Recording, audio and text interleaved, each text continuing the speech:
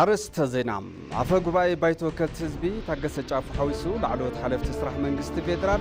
أبا كل الدوبو بيتيبيا بزقات مقاس مريت بدأت مزبوطكم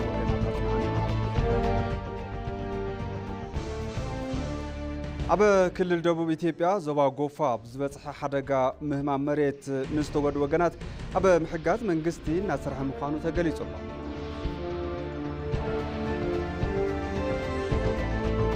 كاب زينوتاي بريزيدنت كينيا ويليام روتو رايلا اودينغا كاب زمراح وانا تنحناي بارتي 4 سبات نكابينه كم زحصايو تغليتو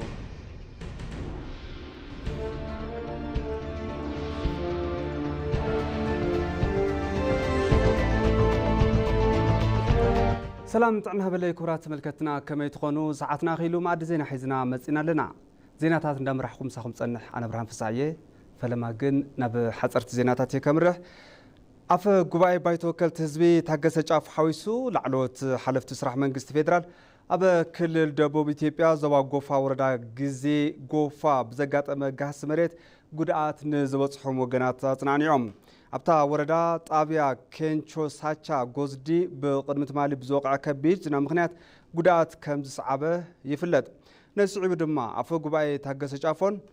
لعلوت حلف تسرح منقست فيدرالن قدعات أبزوصحهم وقنات بمركاب كمز صنعنعوهم تحبيرو لهم منقست تكللن نبرتي كبابن أبزي حزوان سرعتي مدحن هيوتن توساغي حدقا كيقات امن مقبار زخولو تقباراتن ناوغون كمزخونه تحبيروم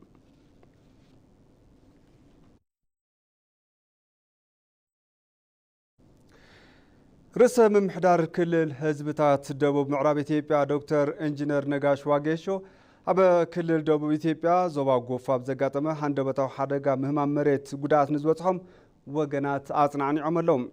كاب أمرار حاكل الحزبتات دبوب معراب إثيوبيا بتوساقي أمرار حاكالات محدار زوا ولايتان يونيفرسيتي ولايتا صدون أبتي بوتا بمركاب بتحدقا نايستو قدو سدرا قدات آتنعني عملهم كل الحزبتات دبوب معراب إثيوبيا بترغنزب 5 مليون بر كمون بعينت 1.5 مليون بر زقمت ناوت حاجز كم زغاره تمرسم محدار قليصوم اللهم أم حداري زوا ولايتا آيت سامويل فولا بقدوم بزقات أما حدقا استسمعهم حزن بمقلاط اتزوبا كل 1.5 مليون زقمت حاجز ناوت كم زغاره عبريهم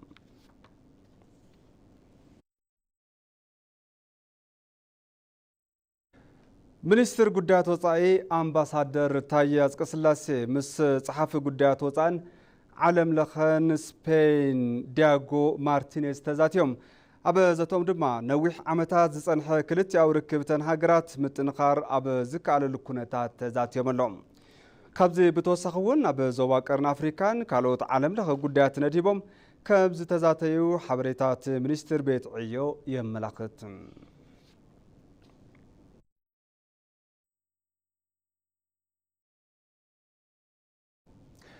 منستر ديتا قدات وصاي أمباسادر مسغانو أرقا بمكتل منستر قدات وصاي كوبا إليو إدواردو مستمرحلو اختزاتيوم أمباسادر مسغانو أبتي وانزته كوبا نإثيوبيا باستفرال عورتات حاجزنا قبرت كم سخونتي مبريهم أب عورتات تمرتي نقدي مقعزي أير محدرا ماين كالوت عورتاتن كلتي أو السمعات متقبار كم زقباون قليس أمرلهم إليو إدواردو بقدوم كوبا مس إثيوبيا زلوا كلتي أو ركبن متنقار قراز كم سخونة الرقاقيزهم إثيوبيان كوبان كلتي أون بوليتيكاون زتن مقبار سممعنات كم استفرار ماون حبرتها أت منستر بيت عيو يملاقت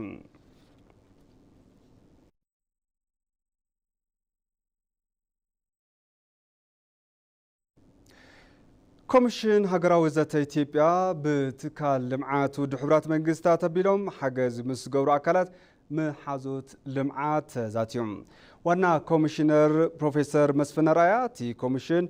مستتكال دحرز قبر رابعي زور زت زوجنوم عبيت تكبارات بزملكت نتساتفتي قلصا غيرهم اتي قلصا ز تخطاتلو محازوت لمعات زقرب مبري مبقس بمقبار حطوتاتن ريتوتاتن العلوم يوم اتي كوميشنن ابزوريات زتن كاب تساتفتي محازوت كالات نستل على حطوتاتن ريتوتاتن ملاشن مبرهن كم زحابو كابتن منستر زرخمني حبريتا يردم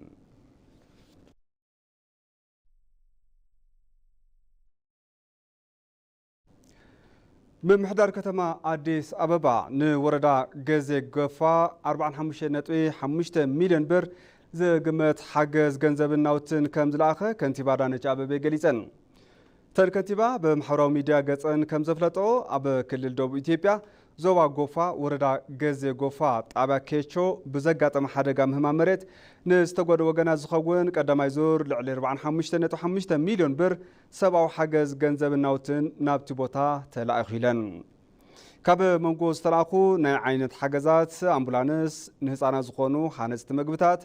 حجز هتصوص حكمنا مهو مسارحتات عفاوس عنصولاتاتن كبورتاتاتن زحازة كم زخونة تحبير لهم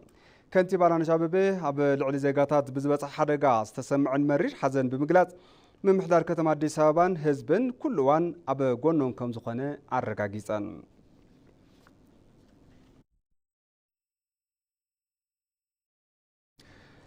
بانك نقدي إثيوبيا أب زوا غوفا وردا غوزي غوفا طابع كينشو شاتشا غوزدي بزقاتم حدقا قحس مريت قدعات نزوص حموغنات 5 مليون بر حاجز غيرولهم اتي حاجز غنزب حلفت سراحن سرحتنياتات نتي بانكي بولقوم ناغورو كاب زركو حاجز بتوساخي استقبره كم زخونه تغليزيوم بانك نقدي إثيوبيا باستفلاليو كابتات بتفطرو يكون بسبب سراح حدقا نستقودو وغنات قلطيفو بمبصاح محبراو حلافنتو ناتواص زركب بانك كم زخونم حبريتات بانكي يملاختم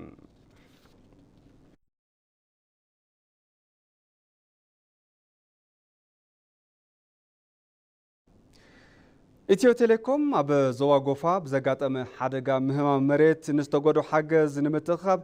ምስ ምክልኻል ድልውነት ሓደጋ ሓፂር ቁፅሪ መልእኽቲ ዕላው ገይሮም እቲ ኩባንያ ዜጋታት ናብ 8091 ዝደለይዎ መጠን ገንዘብ ብምልኣኽ ጉድኣት ዝበፅሖም ወገናት ምሕጋዝ ከም ዝኽእሉ ኣፍሊጡሎም ኢትዮ ቴሌኮም ኣብቲ ዞባ ወረዳ ገዜ ጎፋ ጣብያ ኬንቾ ሻቻ ብዘጋጠመ ዘሕዝን ኣጋጣሚ ምኽንያት ህይወት ወገናት ብምሕላፉ ዝተሰምዖ ሓዘን ብምግላጽ ንስድራ ግዳያት ንህዝቢ ትክልልን መላ ህዝቢ ኢትዮጵያን ጽንዓት ተመንዩ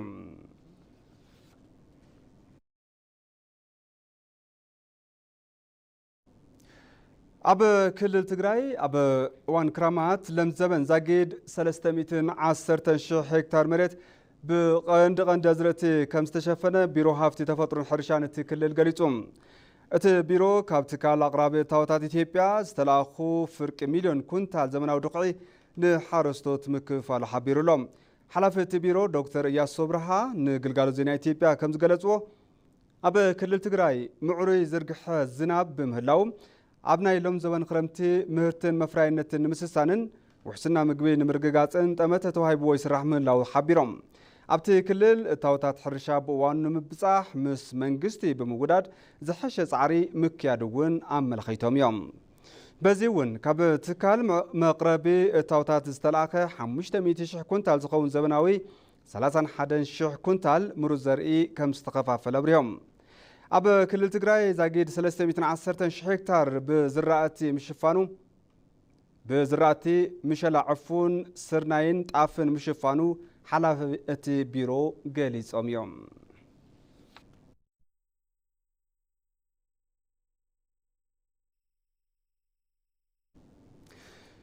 በዓል መዚ ምኽባር ደንቢ ኣዲስ ኣበባ ኣብታ ከተማ ዝተሰርሑ ስራሕቲ መሰረተ ልምዓት ካብ ጉድኣት ንምሕላው ዘኽእል መምሓይሽ ደንቢ ምኽባር ሕጊ ከም ዝገበረ ኣፍሊጡ በዓል መዚ ምኽባር ደንብን ኤጀንሲ ምምሕዳር ፅሬት ኣዲስ ኣበባን እቲ መምሓይሽ የመልኪቶም ብሓባር ኣብ ዝሃብዎ መግለፂ እቲ መምሓይሽ ዝለምዑ ፓርክታት ኮሪደራት መንገድታትን ተዛመርቲ ልምዓታትን ዝወሃቡ ማሕበራውን ቁጠባውን ረብሓ ንምሕላው ከም ዝሕግዙ ተገሊጹ ዘሎ ዋና መካየዲ ስራሕ በዓል ስልጣን ምኽባር ደንቢ ኣዲስ ኣበባ ሻለቃ ዘሪሁን ተፈራም ኣብቲ እዋን ከም ዝገለጽዎ ምምሕያሻት ሕጊ ምግባሩ ዝተሃነፁ መሰረተ ልምዓታት ብግቡእ ንምሕላውን ካብ ጉድኣት ንምድሓንን ዘኽእል ከም ዝኾነ እዮም ተዛሪቦም በዚ ድማ ሰብ ዘፈልፈሎ ደረቕ ረሳሕ ኣብ ገዝኡ ብግቡእ ዘየዘመነን ብዓይነት ዘይምፍላይን ጥዕናን ምስሊ ከባብን ብዝጎዲ መልክዑ ምኽዛን 2,000 ብር ከም ዘቕፅዑም ገሊፆም ዘሎም እዚ ተግባር እናፈጸሙ ዝተረኸቡ ትካላት ድማ ክሳብ 50,000 ብር ከም ዝቕፅዑ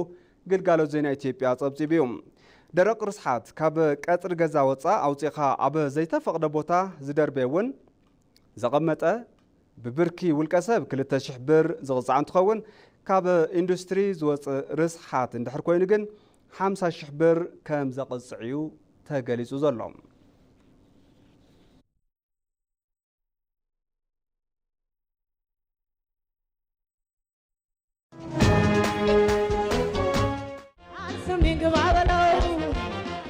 ኢትዮጵያን አይዶል እቲ ዝዓበየ ውድድር ከካይድ እዩ። ኣብ በብምዕራፉ ሰዓርቲ ኮይኖም ዝተሸለሙ ብዘገርም ክእለቶም ንተዓዘብትን ዳያንን ዘእመኑ ንፉዓት ስነ ጥበባውያን ኣብ መዛዘም ምሕረይ ብሉጻት መድረኽ ክሳተፉ እዮም። ኪዳን እምነቴ የማይፈርስም ባንቺ አልለወጥም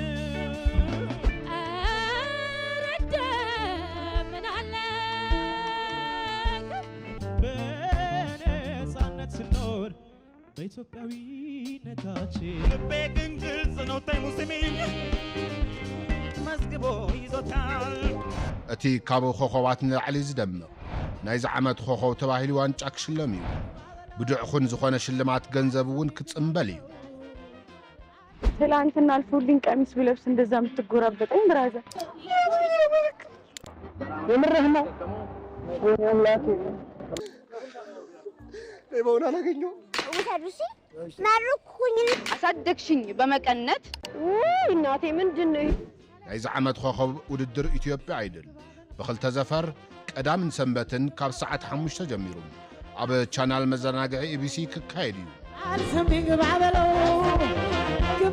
ናይዚ ዓመት ኮኸብ ኢትዮጵያን አይድል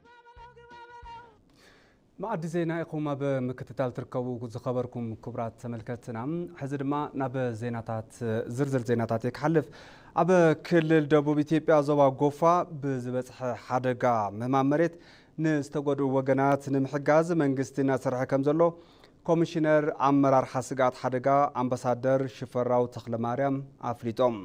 ካብ ዝተፈላለዩ ኣካላት ብዝቐረበ ሓገዝ እውን እቶም ዝተጎድኡ ኣካላት ሓገዝ እናረኸቡ ከም ዝኾነ እዮም ገሊጾም። ንጸብጻብ ኣስረሳው ወጌሾ ሙሉ ብርሃን ግርማይ ከም ስዕብ ተቕርበ እያ። ኣብ ክልል ደቡብ ኢትዮጵያ ዝርከብ ዞባ ጎፋ መብዛሕትኡ ከባቢኡ ብሰንሰለታዊ ጎቦታት ዝተሓፀረ እዩ። ኣብ ውሽጢ ሰሙን ብዝተፈጥረ ሓደጋ መሬት ምንሽርታት ብከቢድ ኩነታት ዝተጠቕዐ ወረዳ ገዜ እውን ኣቀማምጣ መሬቱ ሰንሰለታዊ እዩ። ብምክንያት ዝተፈጥረ ሓደጋ ከቢድ እዋን መከራ እናሕለፉ ዘለው ነበርቲ ቀበሌ ክንቾ እውን ብምክንያት ሓደጋ ዝጠፍኡ ስድራኦም ብዘይ ምስልቻው ሕዚ እውን ኣብ ምእላሽ እዮም ዝርከቡ። ኣብቲ ከባቢት ዝተፈጠረ ሓደጋ ልቢ ዝስብር ዋላ እኳ እንተኾነ ኩሎም ኢትዮጵያውያን ዘርአዩ ውሕነት ዝተሰበረ ልብና ዝጽግን እዩ ዝበሉ ዋና ኣመሓዳሪ ዞባ ጎፋ ዳግማዊ ኣየለ ማሕበረሰብ እቲ ከባቢ ቀጻልነት ዘለዎ ሓገዝ ከም ዘድልዮ እውን ኣልዒኖም እዮም። አንድ ቀበሌ የሚሆን ህዝብ ነው ጉዳት የደረሰበት። ሓደ ጣብያ ዝኸውን ህዝቢ እዩ ጉዳት በፂሕዎ ወዲ ሰብ ዝኾነ ኩሉ ሓገዝ ክገብር ይግባእ ዝብል ጻውዒት ንምቕራብ ክፍትን እዮም። እቶም ዝተረፉ ወገናት ቀጻልነት ዘለዎ ፍታሕ ንኽረኽቡ መንግስቲ ኮነ ዝምልከቶም ኣካላት ፍታሕ ክህብሉ ይግባእ። ነቲ ዝተፈጥረ ሓደጋ ስዒቡ ዝተፈላለዩ ትካላት ውልቀ ሰባት ሰብ ብፅሒት ኣካላት ነቶም ዝተጎዱ ማሕበረሰባት ሓገዝ ዘቕረቡ እንትኾን ኣብቲ ከባቢ ብኣካል ተራኺቦም ዑደት ዝገበሩ ኮሚሽነር ኣመራርሓ ስጋት ሓደጋ ፌደራል ዝኾኑ ኣምባሳደር ሽፈራው ተክለማርያም እውን ማሕበረሰብ ኣብ ምሕጋዝን ዳግም ኣብ ምምጥያሽ መንግስቲ ከም ዝሰርሕ ኣረዲኦም እዮም። ከክልሉ መዋቅር ጋር ከሪሰ መስተዳድር ጽሕፈት ቤት ምስ መዋቅር ትክልልን ምስ ቤት ጽሕፈት ርእሰ ምምሕዳርን ምስ ኮሚሽን ኣመራርሓ ስጋት ሓደጋ እቲ ክልልን ምስ ማሕበረሰብ ከምውን ምስ ማሕበረሰብ እቲ ከባቢ ብሓባር ብምዃን ዝከኣለና ኩሉ ከም ንገብር ክገልጽ ይደሊ። ኣብቶም ዝተመዛበሉ ማሕበረሰብ ጉድኣት ኣብ ዝበፅሖም ኣካላት ኣብ ጎኖም ከም ንኸውን ከረጋግጸልኩም ይፈቱ። ካብ ዝተፈላለዩ ኣካላት ብዝቐረበ ሓገዝ እውን ከም ሕክምናን ካልኦት ሰብኣዊ ሓገዛት ነቶም ጉድኣት ዝበፅሖም ማሕበረሰባት እናተዋሃበ ይርከብ። የመጀመሪያ ደረጃ እርዳታ እናደርጋለን። ሪፈር የሚያስፈልግ ካለ እዚህ ለይተን ወደ ጤና ጣቢያ መላክ። ቀዳማይ ብርኪ ሓገዝ ንህቢና ሪፈር ዘድልዮም ኣካላት እንተሓልዮም እውን ናብ ጥዕና ጣብያ ንልእኾም ኢና። ትሕቲ 5 ዓመት ዝኾኑ ህፃናት ስድሮኦም ብምኽንያት እዚ ሓደጋ ንዝሰኣኑ ረኺብና ናብዚ ብምምጻእ ዝተፈላለዩ ሓገዛት እናሃብና ኢና ንርከብ። ሕክምና እርዳታ እያገኙ ያሉ አሉ። ለእኛ የምግብ እርዳታ ሓገዝ ሕክምና እናረኸቡ ዘለው ኣለው። ሓገዝ ምግቢ እውን ንዓና እንዳሃቡና እዮም። ንሕና ስድራና ሙሉእ ስኢና ኢና። ኣብ ዞባ ጎፋ ገዜ ጎፋ ብዝበፅሐ ሓደጋ መሬት ምንሽርታት ቁጥሪ ሞቲ ካብ መዓልቲ ናብ መዓልቲ እናወሰኸ ምዃኑ ተገሊጹ እዩ። ኣብ ከባቢታት ማይ ፀብርን ጸለምትን ስራሕቲ ምምላስ ተመዛበልቲ ካብ ፖለቲካ ወገናውነት ነፃ ብምዃን ዝተፈጸመ ምዃኑ ተዓዘብቲ ተዛሪቦም። ኣብዚ ሕዚ እዋን እቲ ከባቢ ሰላማዊ ምንቅስቃስ ዝዓሰሎ ብምዃኑ ስራሕቲ መንግስቲ ንምውጋን ግዝያዊ ምምሕዳር ብቁልጡፍ ንኽጣየሽ ሓቲቶም። ንፀብጻብ ይመር ኣደም ዳሃብ ያሲን ካብ ዝሞቐ ገዝኦም ዘሪኦም ካብ ዘፍረይሉ ወሊዶም ካብ ዝሰዓምሉ መረበቶም ተመዛቢሎም ልዕሊ 2 ዓመት ዝጸንሑ ተመዛበልቲ ከተማ ማይ ፀብርን ጸለምትን ናብ መረበቶም ተመሊሶም ስሩዕ ህይወት ቀጽሎም ኣለው። ነቲ ስዒቡ ብሰላም ንኽነብሩ ከይዲ ምምላስ ተመዛበልቲ ብላዕለዋይ ምትሕብባር ሰራዊት ምክልኻል ካብ ክልላት ኣምሓራን ትግራይን ተዓዘብቲ ሽማግለታት ዓድን መተሓባበርትን ተኻቲቶም እዮም። እዚ እውን ትኽክለኛ ተመዛበልቲ ንምፍላይን ኣብ መንጎ ክልቲኡ ክልላት ዝለዓሉ ስግኣታት ንምትራፍ እዩ። ብወገን ክልል ኣምሓራ ብተዓዛብነት ሰማዕ ቅሬታ ዝተመደቡ ኣባይ መንግስቲ እቲ ከይዲ ትኽክለኛ ተመዛበልቲ ዝተፈለየሉ ምንባሩ ትዕዝብቶም ይገልጹ። ከተፈናቃዮቹም የተመለመለና ከዚህ ከነዋሪው በህዝብ የተመረጡ ሽማግሌዎች ተቋቁመው ካብ ተመዛበልትን ካብ ነበርትን ብህዝቢ ዝተመልመሉ ሽማግለታት ተጣይሾም ካብ ጣብያ ጥራሕ ዘይኮነስ ካብ ቁሸታት እውን እዮም ተመሪጾም። ብመሰረት እዚ ህዝቢ መሪጽዎም ተመልሚሎም ብኦፊሰራት ምክልኻል ሰራዊት ተመዲቦም ተዓዘብቲ ኣብ ዘለናሉ እናተመመየ ነባሪ ድዩ ኣይኮነን ዝብል ብጭቡጥ እንዳተረጋገጸ እንዳተፈለየ ክስራሕ እዩ ተገይሩ። ብወገን ክልል ትግራይ በተዓዛብነት ዝተወከሉ ታዘዘ ገብረስላሴ ብወገኖም ኣብ ፈለማ ዝተመረጹ ሽማግለታት ዓዲ ኩነታት ዝንባለ ፖለቲካ ዝረኣየሎም ምንባሮምን ቀጽሉ ግና ዘይሻራዊ ኮይኖም ብዝሰርሑ ሰባት ዝተቀየረሉ ከይዲ ምዃኑ እዮም ዝገልጹ። የመጀመሪያው ዞር ሽማግሌዎች ከፖለቲካ አኳያ ኣብ ፈላማይ ዙር ሽማግለታት ብመንጽር ፖለቲካ ናብ ህልኽ ናይ ምትእትታው ስምዒት ነይሩ። እቶም ዝመፁ ሰባት እውን ኣብ ስራሕቲ ፖለቲካን ስልጣንን ዝነበሩ ስለ ዝኾኑ ምክርኻር ነይሩ። እዚ ግና ሓበሬታ ምስተዋሃበ ግና ቀፂሎም ዝመፁ ሽማግለታት ግና ነፃ ካብ ሕብረተሰብ ዝወፁ ተገይሩ ብምዃኑ ካልኣይ ሳልሳይ ራብዓይ ዙር ዝተገበሩ ስራሕቲ ብጣዕሚ ዕውታትን ጽቡቓትን ነይሮም። ካብ ክልቲኦም ወገናት ኣብ እዋን ምፍላይ ተመዛበልቲ ውጥረት ዝነበረ እኳ እንተኾነ ብዘተ ስግኣታት ብምእላይ ዕልባት ተዋሂብዎ እዩ። በተፈናቃይ መልስ ስም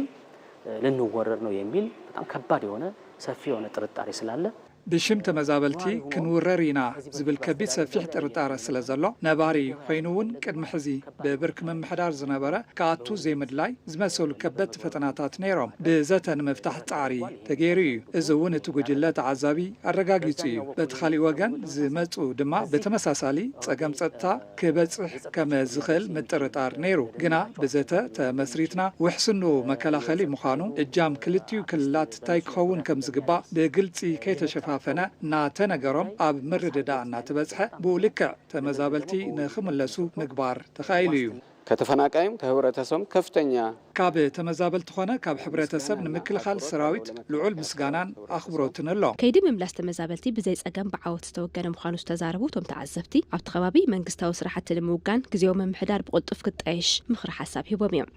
አሁን ኦልሞስት በሶስቱም አስተዳደሮች የመንግስት አስተዳደር ጋፓል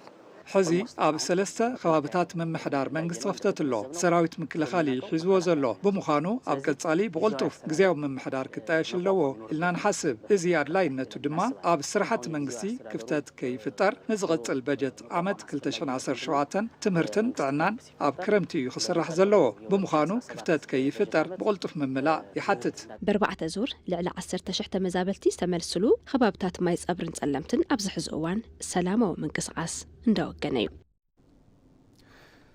ንልዕሊ 2 ዓመት ካብ መንበሪ ከባቢኦም ተመዛቢሎም ዝጸንሑ ነበርቲ ናብ መረበቶም ኣብ ምምላስ እዮም ዝርከቡ። እቶም ተመዛበልቲ ናብ መረበቶም ኣብ ዝምለሱሉ እዋን ካብ ስጋት ጸጥታ ነፃ ናይ ምግባርን ሃፍቲ ንብረቶም ካብ ሳልሳይ ወገን ናይ ምልቃቕን ዝተዋደደ ስራሕ መስርሕ እውን ተገሊጹሎም። ናዝሬት በሪሁ ዝርዝር ኣለዋ። ኣብ ሰሜናዊ ክፋል ሃገርና ተፈጢሩ ዝነበረ ኩናት ኣሽሓት ካብ ምዉቕ ገዝኦም ንመንበሪኦም ንወፂኦም ካብ ስድሮኦም ተፈሊዮም ንኣስታት ልዕሊ 2 ዓመታት ኣጸጋም ናብራ ሕልፉ ገይሮም ይኹን እምበር ድሕሪ ስምምዕነት ሰላም ዝተፈላለዩ ሰፋሕቲ ዘተታት መድረኻትን ብምስላጥ ስራሕቲ ቅድመ ምድለዋት ብምግባርን እቶም ተመዛበልቲ ንዓመታት ናፊቆም ናብ ዝነበሩ ከባቢኦም እናተመለሱኦም በጣም ከመጠን በላይ በቃ አዲስ ህይወት ነው እንደተፈጠርኩኝ ያየሁት ከም በሐድሽ ከም ዝተፈጠርኩ ዝሓስቦ ሓድሽ ህይወት መስሪተ ኢለውን ይኣምን ምክንያቱ ካብ ስድራኻ ተፈሊኻ ምንባር ሓሳብ ጭንቀት ኣሎም ኣብ ዘይለመድካዮ ከባቢ ምንባር ከቢድ እዩ ስለዚ ናብዚ ምምላሰይ ልዑል ስምዒት ይፈጢሩለይ ምስ በዓልቲ ገዛይን ደቀይን ምርኻበይ ዓብዪ ሓጎስ እዩ ተሰሚዑኒ ምን ብዬ ልግጠጸው በቃ እዚ መጥተን ቤታችን መቀመጥ እንታይ ልኽገልጾ ናብዚ መጺና ገዛና ምእታውና ብጣዕሚ ሕልሚ እዩ ንነዊሕ ግዜ ናፊቕናዮ ኢና ነርና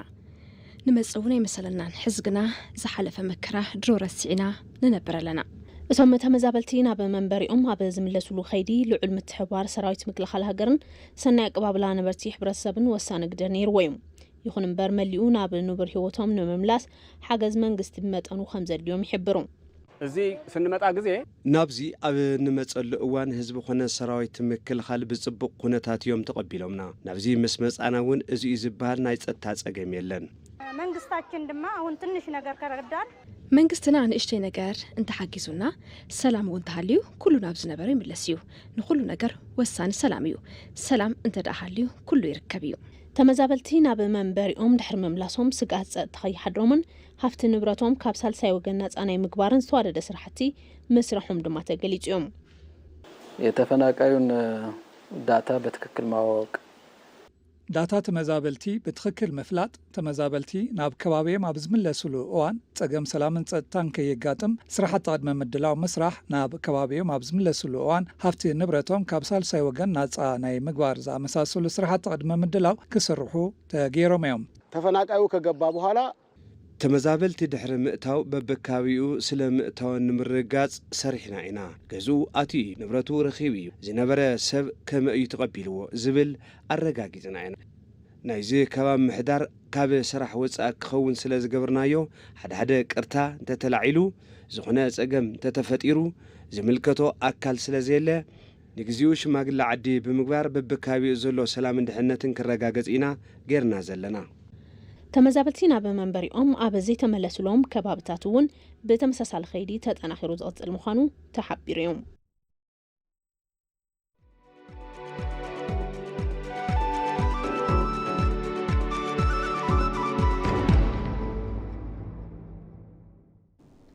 ዜና ዕዳጋ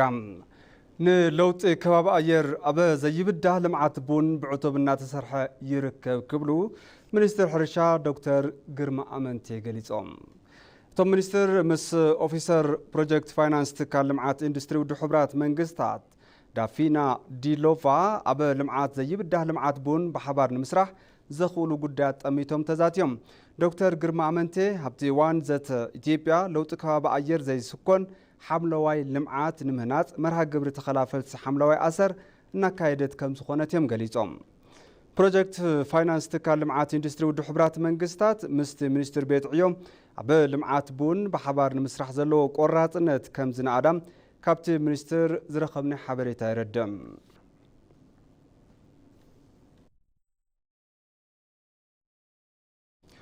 ሕዚ ድማ ናብ ዜና ወጻኢ ክሰግር ፕሬዚዳንት ኬንያ ዊልያም ሩቶ ብራይላ ኦዲንጋ ካብ ዝምራሕ ዋና ተናሓናሒ ፓርቲ 4 ሰባት ንካቢነ ከም ዝሓፀዩ ተገሊጹ ብምዃኑ ሓሰን ጀሆ ጸሓፊ ካቢነ ጉዳያት መዓድን ሰማያዊ ቁጠባ ባሕርን ብምዃን እንትምረጹ ዊክሊፍ ኦፓረንያ ጸሓፊ ካቢነ ሕብረት ስራሕ ማሕበራት ጆን ምንባዲ ኣብ ሚኒስትር ብሄራዊ ግምጃ ቤትን ኦፒዮ ዋንድዬ በሚኒስትርነት ኢነርጂን አቅሪቦም አርባዕቲዮም ፖለቲከኛታት አካል 10 ሕጽያት ዝነበሩ እንትኸውን መራሒ ዴሞክራሲያዊ ምንቅስቃስ ኦሬንጅ ናይ ቀረባ መሓዛ ከም ዝኾኑውን ይንገር ፕሬዚዳንት ኬንያ ኣብ ዝሓለፈ ሰሙን ኣብ ዝገበርዎ ቀዳማይ ዙር ሽመት 6 ነበር ሚኒስትራት ካቢኔ ከም ዘጽንሑ አፍሪካ ኒውስ ጸብጺብዎ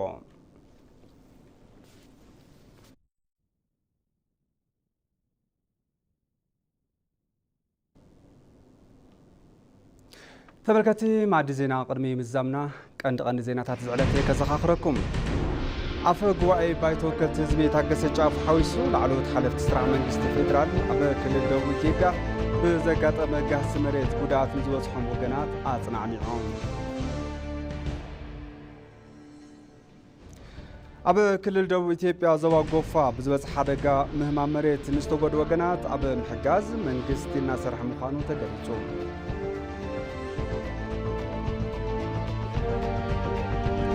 ካብ ዜና ወፃኢ ፕሬዚዳንት ኬንያ ዊልያም ሩቶ ብራይላ ኦዲንጋ ካብ ዝምራሕ ዋና ተናሓናሒ ፓርቲ